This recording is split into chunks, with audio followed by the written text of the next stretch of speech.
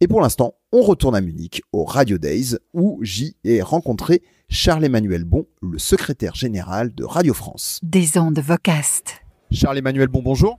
Bonjour. Le secrétaire général de Radio France, on t'a reçu plusieurs fois cette année. La dernière fois, tu nous as parlé du DAB+. Et là, on se situe au Radio Days Europe sur le stand de Radio Player. En quoi Radio Player est un dispositif important pour Radio France ? Pour nous, on a une vision très claire de l'avenir du média, c'est que c'est un avenir qui se construit avec nos concurrents privés, et donc c'est pour ça que depuis le départ, on est partenaire de Radio Player avec les indépendants, avec toutes les grandes radios privées françaises, et pour nous, c'est un complément indispensable à notre plateforme Radio France. Notre plateforme Radio France, c'est là où on trouve le meilleur de Radio France. Radio Player, c'est un poste de radio où on trouve toutes les radios et qui est contrôlé par des éditeurs, et à notre sens, c'est vraiment important. Alors ce matin, tu étais sur un panel pour parler de comment atteindre des nouvelles audiences. Quel est le dispositif chez Radio France pour atteindre ces nouvelles audiences ? Pour nous, il y a 3 éléments. Le premier, c'est d'accompagner la transformation de la radio en audio et donc de faire qu'il y ait une hybridation toujours plus forte entre le numérique et le linéaire.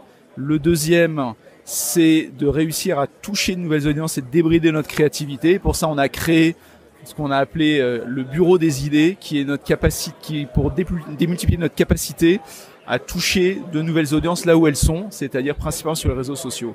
Le troisième point, c'est de rester et de consolider notre position comme alternative aux écrans, et donc d'investir très fortement dans les contenus, notamment pour enfants, de façon à s'assurer que l'écran ne règne pas partout et que les parents ont une vraie alternative. D'ailleurs, vous avez développé un transistor pour les enfants, si je ne m'abuse. Tout à fait, en partenariat avec Bayard, on a développé une enceinte qui s'appelle Merlin, qui permet d'accéder au meilleur de ce que propose le groupe Bayard, donc les personnages qui sont dans Astrapi, dans J'aime lire, et le meilleur de ce que fait Radio France, par exemple, Une histoire éolie ou Les Bestioles.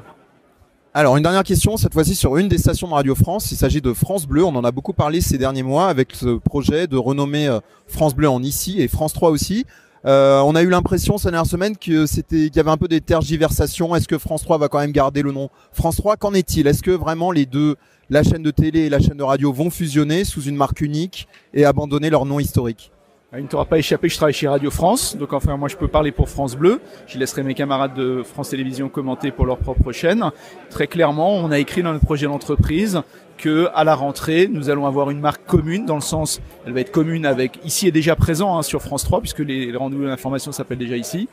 Donc on va avoir une transition en douceur entre France Bleu et ici, avec ici France Bleu et petit à petit une marque unique qui sera ici. Mais très clairement, le processus est enclenché et on travaille là-dessus. Est-ce que cette marque unique entre radio et télévision, ce n'est pas une difficulté pour augmenter la proximité ? Je pense pas du tout. On voit bien avec France Info à quel point la marque unique 360 de l'information a été finalement bénéfique à la radio, et on pense que ça va être la même chose pour la proximité. Charles-Emmanuel Bon, merci. Des ondes Vocast.